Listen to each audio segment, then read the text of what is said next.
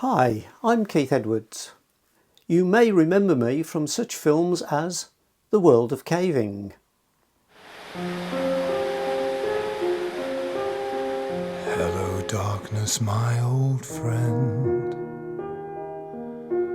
I've come to crawl in you again. Hey, hey, we're the Dudley. Hey, hey, we're the Dudley.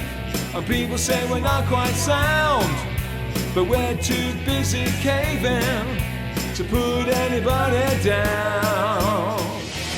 Anytime or anywhere, just look over your shoulder, 'cause we'll be standing there. Hey, hey, we're the Dudley. And people say we're not quite sound, but we're too busy caving to put anybody down. And of course that one scene, never forgotten, Yuletide classic, In Search of the Real Santa Claus. Hello children, we're very near the North Pole and it's very cold here today, but we've come here specially for you to be able to see the real Santa Claus practicing how he comes down the chimney. Ho, ho, ho, ho, ho, ho, ho, ho. This is the second part in a series of videos titled My Caving Videos, How I Make 'em. Part 1 was uploaded way back in 2019 and it covered the type of equipment that I use. I am the proprietor of a quite popular caving channel which I created in 2008. It has about 300 videos, although they are not all caving videos, because I'm also a fan of Thomas the Tank Engine. My channel has almost 87,000 subscribers and around 54 million video views. Now, according to the Advertising Standards Authority, having 30,000 plus followers on a social media platform gives one enough influence to be considered a celebrity. So if you've ever wondered what an influencer looks like, you need look no further. I have no background and no qualifications in filmmaking, so please feel free to disagree with anything I say during the rest of this video. However, in spite of this, I do have a fair amount of experience in underground filmmaking, and some of my videos have been quite successful, so I suppose I must be doing something right, and what I've learned on the journey may hopefully be of use to some of you. My journey in cave videography began 33 years ago. Here's a short clip from the first video I ever made.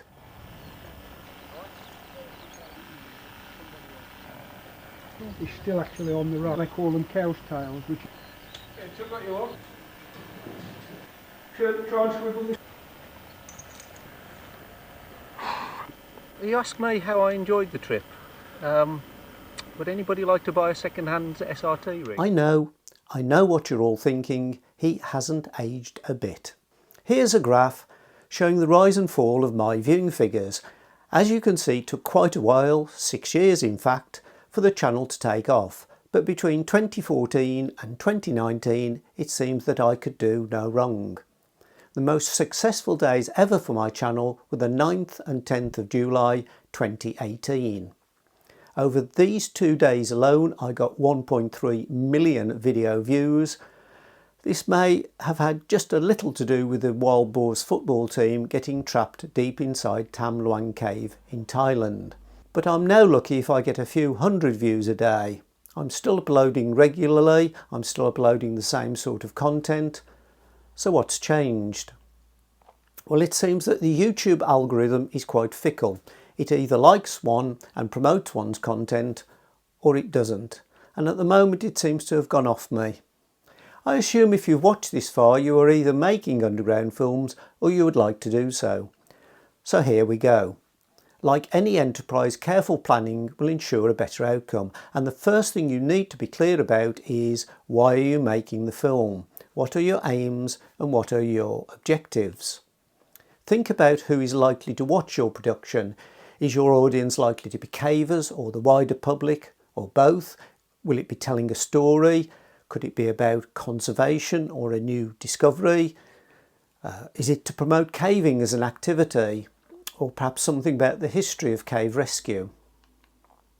Whatever you do, be clear about your intended audience and the aims that you will be addressing in your video. On the other hand, the most important person to satisfy is yourself. Make the sort of films that you like to watch and that give you enjoyment. That's what I do. Here are a few examples from my videos, which incidentally are all available to view on this channel. So why not hit the subscribe button and ring the bell now to be sure to be the first to know when I upload new videos. The Story of Caves from 2020 was a lockdown project. It was aimed at schools and colleges, and the aim was to educate the viewers about how caves and their magnificent formations came into being millions of years ago.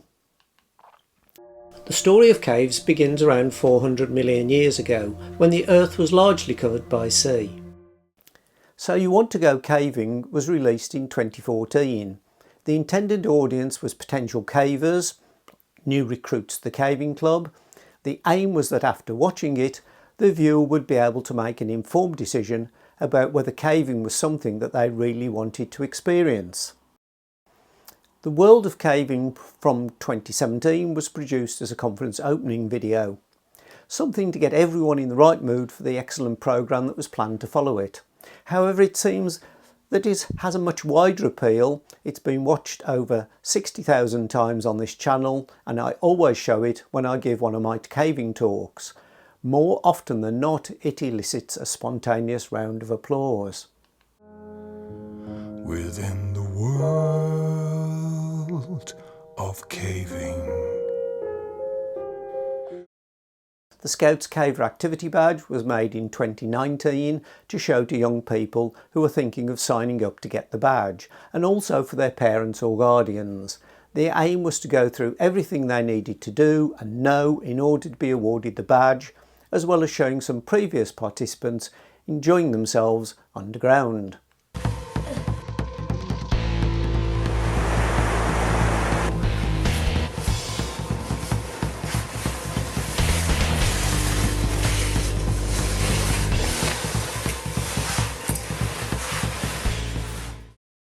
Making a video is not a one-person operation. I've seen it done, but it severely limits the scope of what can be achieved. You will need to put together a team, and it's essential they know what they've let themselves in for and what their roles are likely to be. You will need equipment luggers, lighting technicians, as well as actors. They will all need to know that there will be a lot of hanging around, so do not pick people with low thresholds of boredom. The most difficult role to fill successfully is to find good actors. Most actors do not perform well in front of a camera. I've been very lucky over the last few years in having two extremely good actors, Ian Millward and Mark Berkey. Here are a few members of my committed, or should it be certified, team. You all enjoy yourselves? Who said yes? I've ruined my new suit. So, Mike, that was a new suit this morning, wasn't it? I've changed my mind, so I'm taking it back. So you enjoyed that, did you? Yes, I did. Thank you very much, Mr. Edwards. What did you particularly enjoy about it?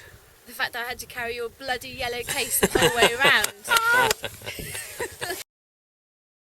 You now have to plan your shots, decide on places where you will take video, and decide what you want to capture at each location.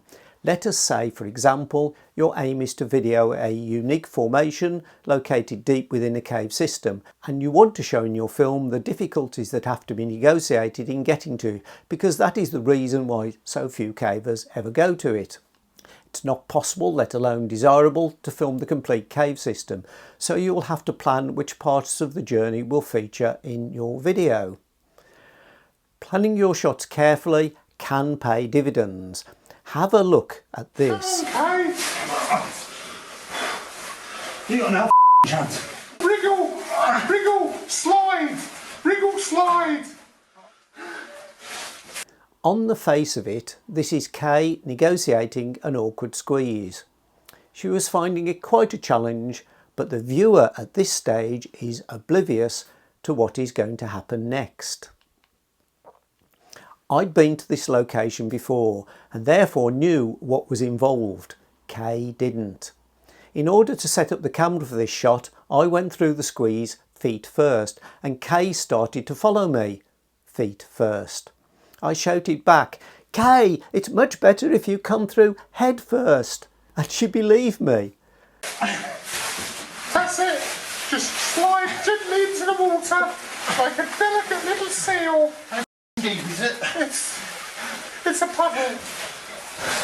It's a puddle.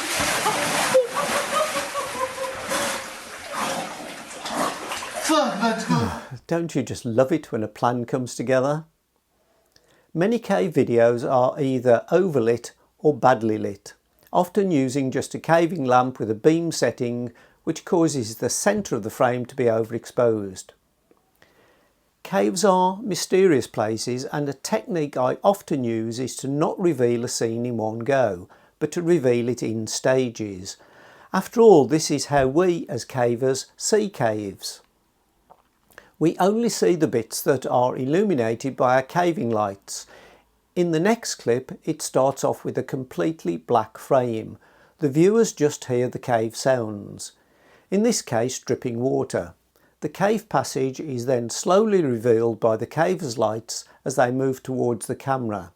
I used no front lighting, and my instruction to the actors was to look around slowly, lighting up the cave walls, ceiling and floor, but to not look directly at the camera.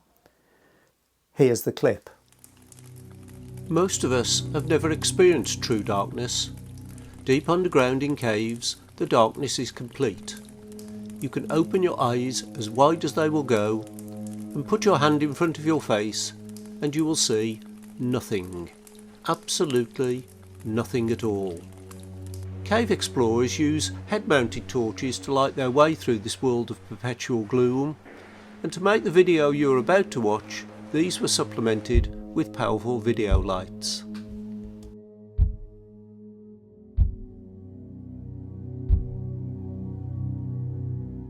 Shadows can make or break a shot. I see a lot of cave videos, nicely lit and exposed, but completely ruined by the shadow cast by the camera. In the last scene of this clip, you will see an irritating shadow in the bottom left of the frame. However, it's not too distracting until the videographer moves the camera and then the viewer's attention is immediately pulled away from the action and, in my opinion, the shot is totally ruined. Shadows like these were never a problem when cameras had viewfinders, as when the camera was held up to the eye, the lamp on the videographer's head could not cast a shadow of the camera. The way to avoid these shadows is simple. Take your helmet off and hold it to one side. Not only does this get rid of the shadows, it also produces a clearer shot, and this is because if the camera and lamp are in the same place, any reflections from water droplets or dust particles in the air are reflected straight back into the lens. Of course, with carefully positioned lighting, shadows can be used to add a dramatic effect to a shot, as demonstrated here in Ireby Fell Cavern. Shaky cameras are a pet hate of mine. It makes a video look amateurish. I think that head-mounted cameras for taking caving videos should be banned, and anyone found using one should be fined. I use this technique a lot in my videos. It breaks up the action, and I think it's a really good way for engaging your audience and keeping their interest. I use pieces to camera to get one of my actors to explain to my audience what's coming up next, or how they are feeling. Are they excited, nervous, exhilarated, apprehensive, and so on? How are you feeling? A little bit terrified, to be honest, of what I've just seen, but here we go. His foot on. Okay, Mark. Yeah. How's it going? I'm a little bit stuck.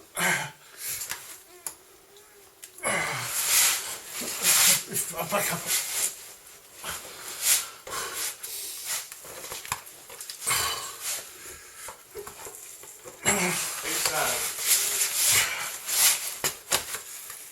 Lollipop going to be any good? Oh, lolly? Yeah, no, lollipop. Girls, No balls. Oh, you shit. See?